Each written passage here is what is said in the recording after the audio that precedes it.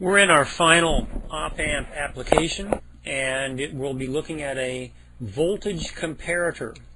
A voltage comparator has two analog inputs and one digital output. So if we looked at our op-amp, we would have an input here and an input here, and we would have an output.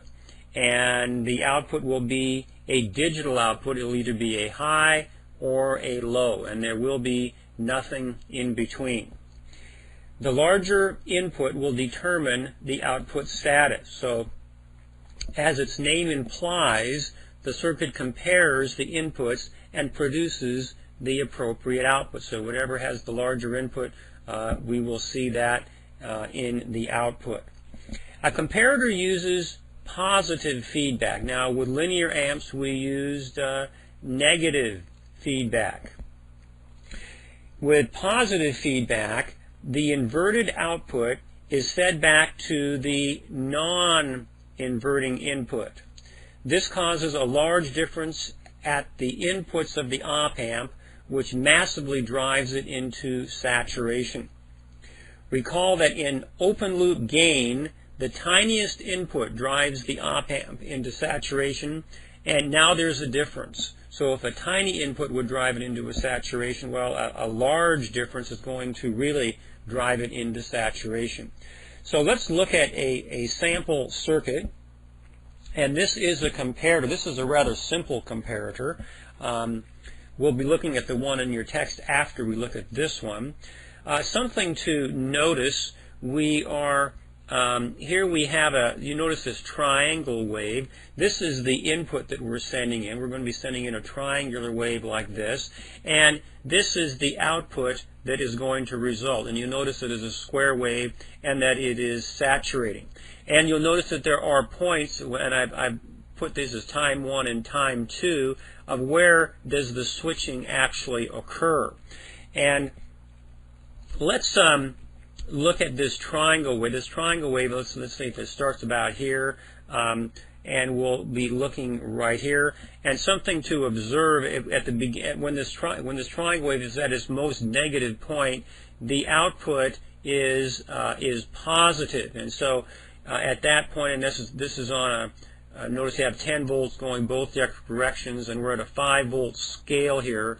So we're very close to 10 volts on both of these. So we're going to have an output, and it's going to be about close to 10 volts. And what will result here, let's see, we have a 10 volts applied here, and we've got a 10K and a 100K. If we did the voltage divider here, it would be 10 over 10 plus 100 times 10 volts, and that's going to be around about 0.9 volts. And so that 0.9 volts will be felt right here, and that's going to be a positive 0.9 volts. Now notice this triangular wave is coming in. Actually, this is a large triangular wave. Actually, it's about 10 volts negative right here, negative 10 volts. And so you'll notice that the difference between the two inputs now is quite huge. And that is something we have not dealt with before. And this is actually positive feedback, where we place a large difference of potential on the inputs.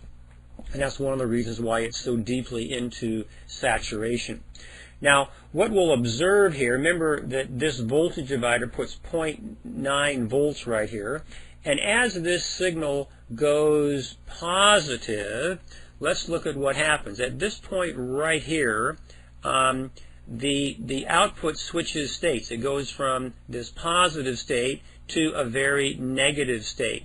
And I've captured this so that we can see that it's about, well, it's showing 0.84. That's very close to, I couldn't line that up perfectly. It's actually slightly above the 0.9 value. And let's just pretend that it's, let's just say that it's 1 volt, just for sake of analysis.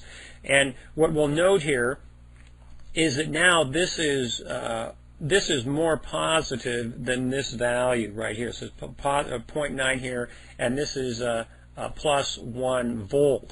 Now, so we have on the inverting input, now we have a signal that's more positive than this, and this is where the comparison takes place. So now this is more positive than this, so this is going to cause the output to change state. So now we would go to the negative output. And so we notice here, right here at that switching point, and that's around 0.9, suddenly it goes from hard positive to saturated negative.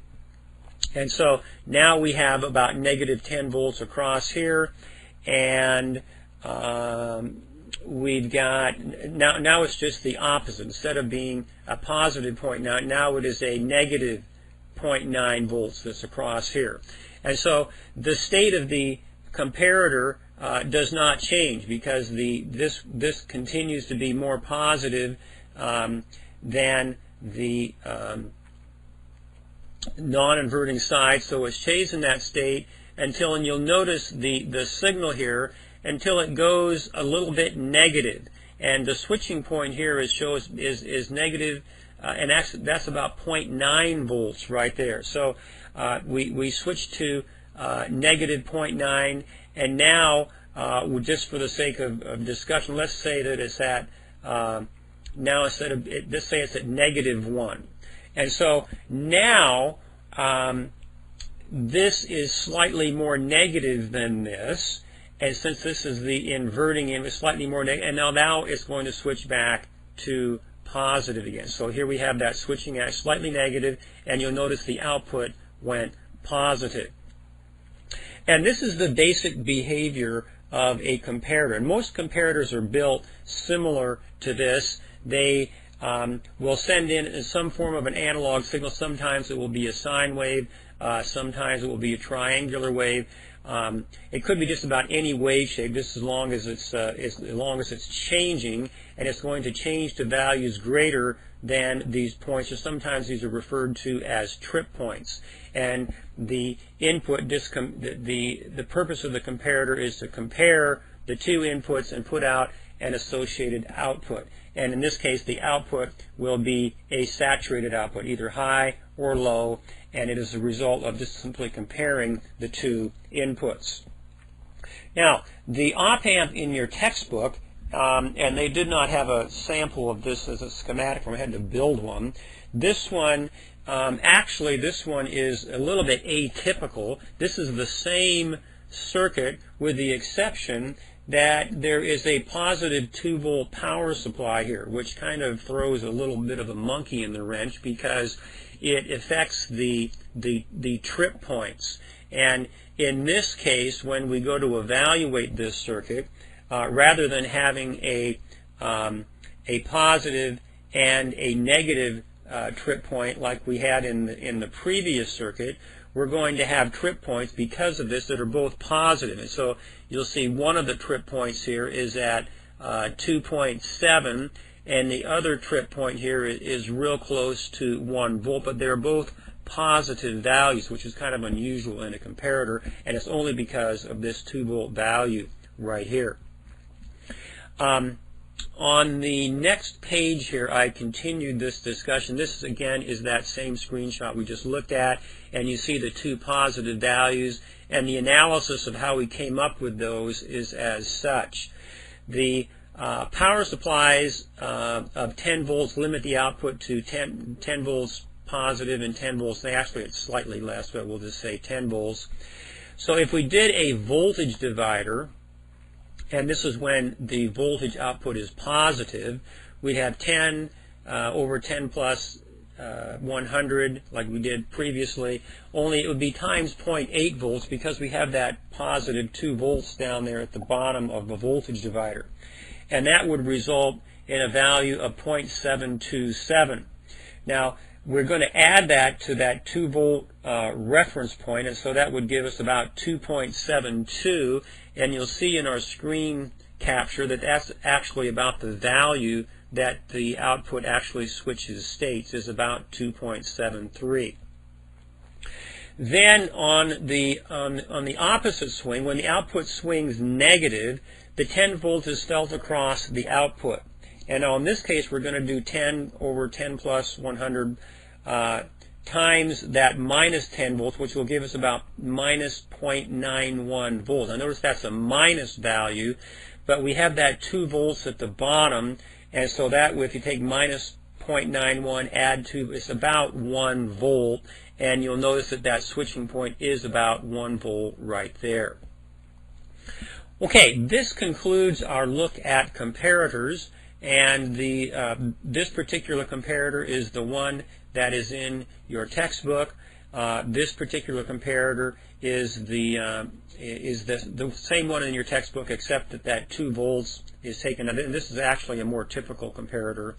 And we look at comparators. Remember, a comparator uses positive feedback. This is going to result in absolute saturated outputs.